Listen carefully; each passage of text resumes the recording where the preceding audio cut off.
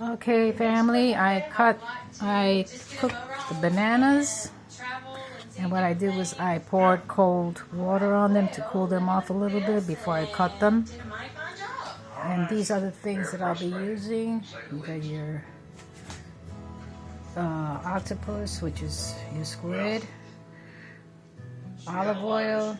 I'm going to add a little oregano, light salt, very little for us because we don't really use salt, black pepper, we got basil, we got olives, and onions, and red onions are better than the sweet ones, but the white sweet ones, the dahlia onions, the red onions are better, but I'm using that. And I'm going to add a little bit of what I have left of this roasted. And what we always add is avocado. We cut it up and throw it in there. But I don't have that. And Pete's not really crazy for that. So this is what I'm going to add. But avocados you can add in there and it'll be so good. And the red onions. And then, you know, the stuff that you want. So let me cut this up. What I do is I take one banana. Let me show you how I cut it up. And we're going to cut it in pieces. Because when we cut it, we're going to throw it in the bowl.